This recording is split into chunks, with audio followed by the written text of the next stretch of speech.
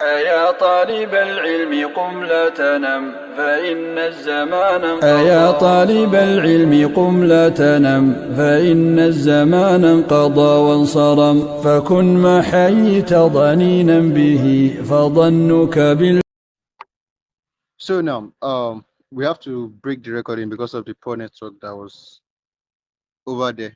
So now, we were talking about the dream of Atikah, and then we said that Atikah had this terrible dream that a crier came and gave them a bad information, and then the crier rolled down a rock from the top of the mountain, and the rock broke down into pieces, and it hit each door of the household.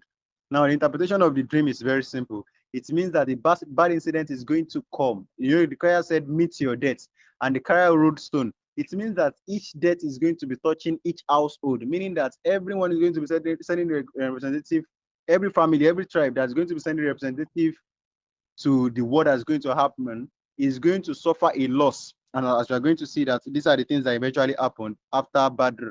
So now, Atika, we said that she told Al-Abbas, his brother, and Al-Abbas tried to protect the information, but it eventually got leaked. And details of how it got leaked, let's not just dive into that.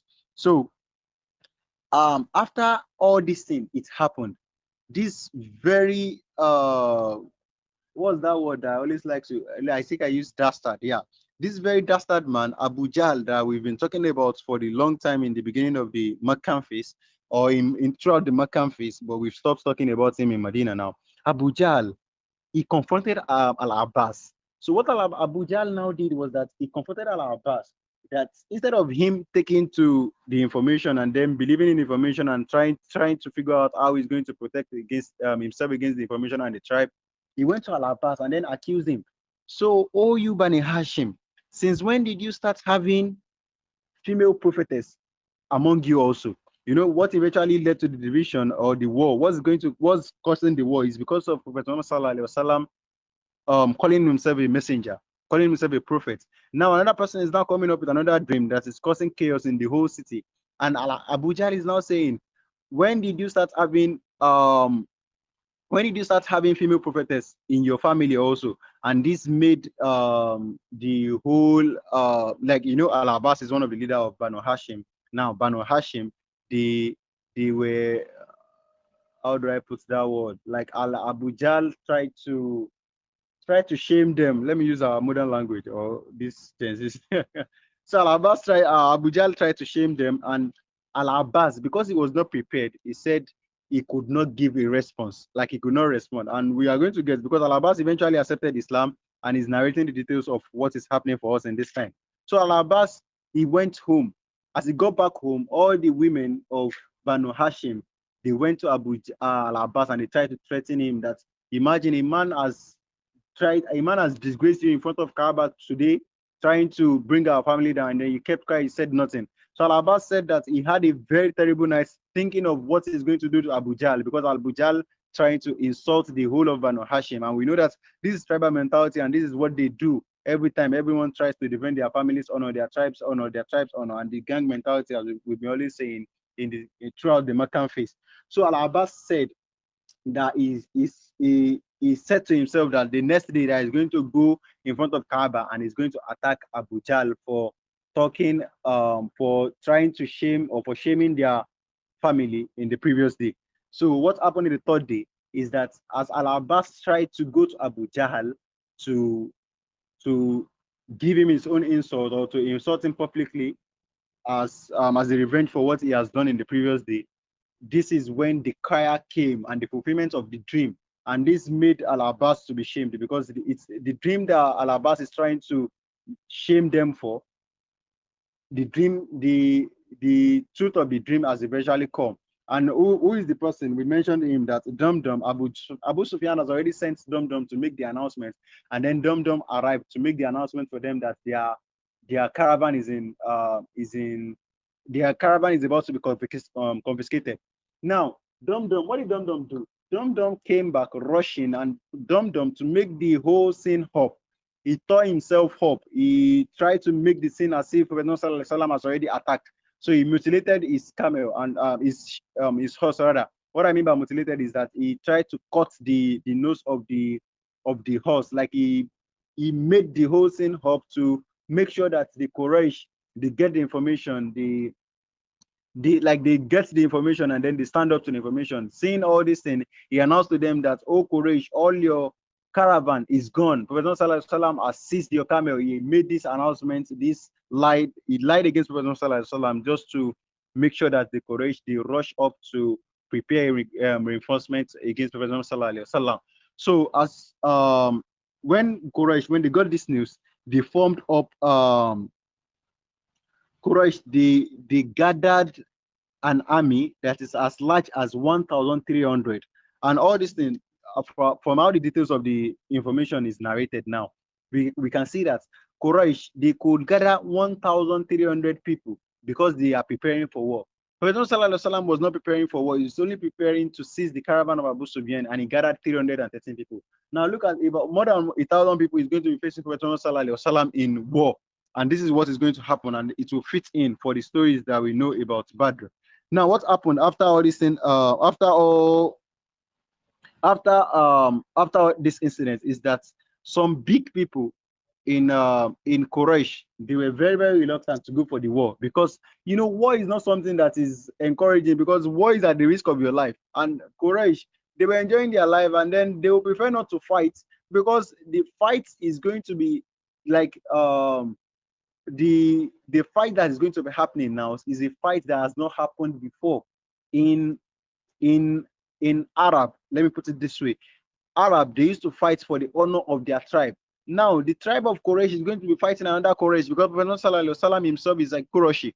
Prophet Sallallahu is a Quraysh in Medina, supported by Medina people. Now the Makkans, the whole Quraysh, the rest of the Quraysh are planning to fight another Quraysh. And as we are going to see, is the first time that is going to be happening, that people are going to be dividing based upon theology, based upon faith, based upon their religion, and they are going to be fighting each other in this time in the Arab land.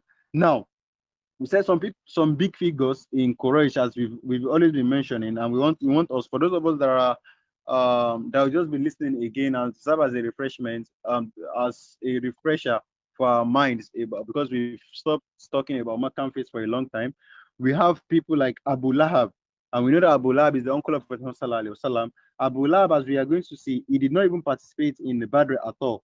And why did Abu Lahab, why did he not participate in Badr, despite the fact that he was in support of what the Quraysh they were doing to Prophet Muhammad?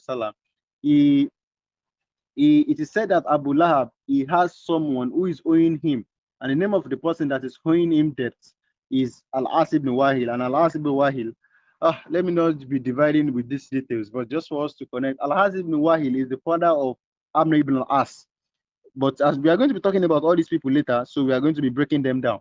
Now, Al-As ibn Wahil is owing Abu Jahl a lot of money, and Abu Jahl is now told Al-As ibn Wahil that, go and represent me in this war that is coming, and I'm going to forfeit all the debt that you are owing me. So meaning that Abu Lahab is being represented in the war by Al-As ibn Wahil.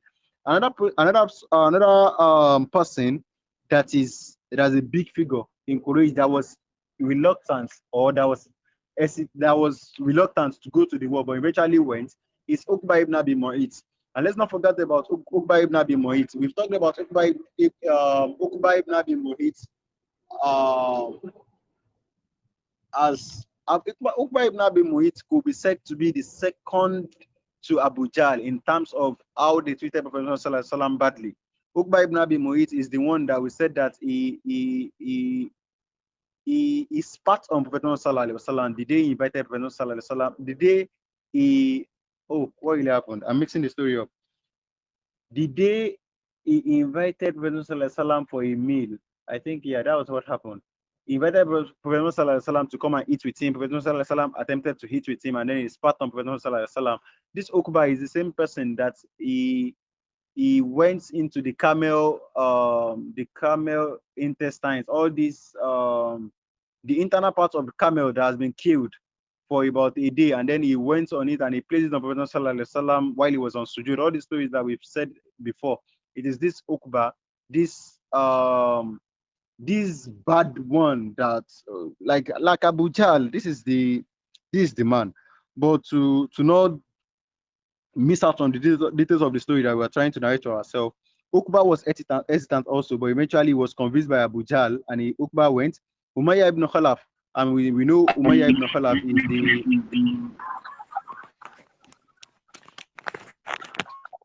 You are putting your mic on, Sister Shakira.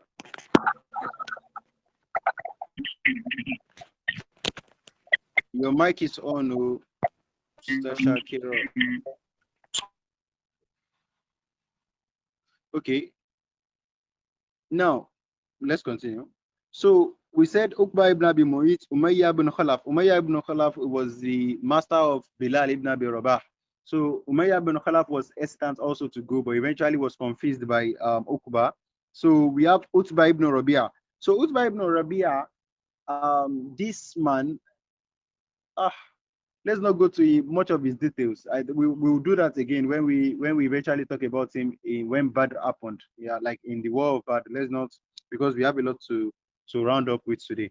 So now Uqba did not. Uqba also tried not to participate, but eventually was convinced by his brother, because his brother said, if you refuse to participate, the shame of not participating in the war when the Quraysh called for war is going to be upon us. So because of all these things, Uqba decided to participate also in the war of in the war of Badr. Now, before we move back to what is happening in the camp of the Muslims, that's where we are going to stop today, inshallah. In the camp of the Muslims, what is happening? We have to talk about when the Quraysh, when they were heading for war, what happened? So when the Quraysh, they were heading for war, they went to Kaaba to pray. And it is amazing for us to know that, we said they had their belief, and then they believed that the way they were doing it is right. So they prayed in Kaaba, and Allah subhanahu wa ta'ala referenced their prayer in the Quran in Surah Al-Anfal. The details of Surah Al-Anfal also, Surah Al-Anfal, we should know that it talk about the Badr. The whole of Surah Al-Anfal is talking about 95% of Surah Al-Anfal is talking about Badr. So we are going to be discussing that also, if Allah subhanahu wa ta'ala permits us. So we said that the Quraysh, they prayed in Badr. Allah subhanahu wa ta'ala obviously did not accept their prayer, and 1,300 people, 1,300 people marched out of Makkah to go and attack Prophet Muhammad sallallahu alaihi wasallam. We said that they are attacking to defend their caravan that is coming, the caravan led by Abu Sufyan. Also, all these details we need to talk about them. Like we will explain, I want to believe the little, as we are saying it in a very little way now, we are going to be understanding. Now, the Quraysh also, they made sure that they had girls that were singing along to rile up their morale. So all these things, they were mentioned, and they were moving out arrogantly because they know that they are attacking Prophet sallallahu alaihi wasallam. Now, when these 1,300 people, they were marching out, Abu Sufyan now sent another crier, is it going to be a crier now? Let's call it a crier, like another person to inform the Quraysh. Now, Abu Sufyan now sent another person. After this is going to take about after 2-3 days. Abu Sufyan now see that, okay, he is now safe from Prophet Muhammad sallallahu alaihi wasallam's attack. He now sent another crier to inform the Quraysh that the Quraysh should not bother to come again, that the caravan is now safe. Are we getting the stories now? Abu Sufyan now sent another person to them. So when the person arrived, and then he told them that Abu Sufyan said that the caravan is now safe, that everyone should go back to their house. This is when Abu Jahl now said, no, we left already. We are going to proceed to war. Let no one hear that we left for war and then went back without fighting the war. We are going to proceed to the war. And we can see how Abu Sufyan, all that he did, because he was the one that eventually made Badr to happen. So Abu Sufyan, he insisted, and then he proceeded, he commanded all the 1,300 people to march to Badr. So when some people heard that the Quraysh, when some people heard that their caravan, they are saved, a lot of people returned, and this is what made the number of those that participated in Badr from the Quraysh side to reduce to 1,000. So about 300 people returned, knowing that their caravan is now saved, and 1,000 people proceeded to march on to Badr to fight war against Prophet Muhammad sallallahu alaihi wasallam. Now, another incident happened before we proceed to what is happening in the camp of the Muslim. What happened here is that the Banu Bakr, all these details of information, they are, how do I put them? I don't even know if I should continue narrating or people are already missing out of classes. I don't know if we should stop there. What do we do? You know what? Let's stop here. Let's stop here. I can see that we have about 3 people left in the class. So to free us and because of time, let's stop here so we can start from what is happening in the camp of Muslims. But the last thing that I wanted to talk about is that Banu Bakr, they are a neighboring tribe to the Quraysh. And Quraysh, in the previous time, Quraysh have issues with them. And then the Quraysh, they became scared that if they leave Mecca with all these armies, that Banu Bakr is going to attack them. And this is when Shaitan appeared to them in the form of Suraka ibn Malik.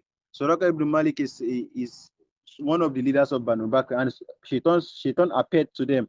And then he told them that don't worry, that nothing is going to be happening, that even myself, I'm going to be following you to make sure that I'm going to be following you to join you in Badr. And this is to show that they should not fear the threat or the attack of Banu Bakr. And this made the Quraysh to even proceed in a more energetic form. And then they proceeded to um to Badr to march on with to march against or to fight against Prophet Muhammad Sallallahu Alaihi Wasallam. So let's stop here and we are going to start from what is happening in the camp of the Muslim. Let's not forget that the Muslim, they were not even informed. They did not even know that a war is coming. They did not even know that someone is coming to attack them. They were only preparing to attack the caravan of Abu Sufyan, the caravan led by Abu Sufyan, and the caravan already escaped. Not knowing that Abu Sufyan has already informed the Mecca, has already informed the leftover Quraysh in Mecca, and those ones have already prepared for war. And all these things, we are going to see them. So for us to enjoy more details of it and not to rush it up because of the time that has gone, we will proceed in the next class. And we are hopeful that everyone will be free in next class, inshallah al-azim. We ask Allah subhanahu wa ta'ala to grant us the understanding. If you have a question, we will not be welcoming questions today. So any question that we have as regards the battle, let's postpone it to the next class. We ask Allah subhanahu wa ta'ala to accept the little that we've done as an act of ibadah. Assalamu alaikum wa rahmatullahi wa barakatuh.